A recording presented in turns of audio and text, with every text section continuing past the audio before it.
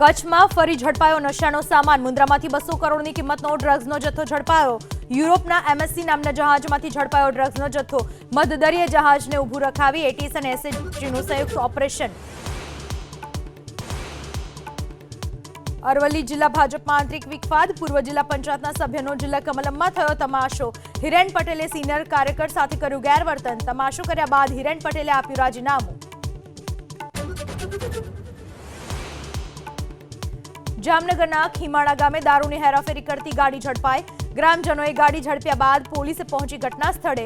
શહેરમાં ખુલ્લેઆમ વેચાતા દારૂને લઈ સ્થાનિકોમાં રોષ।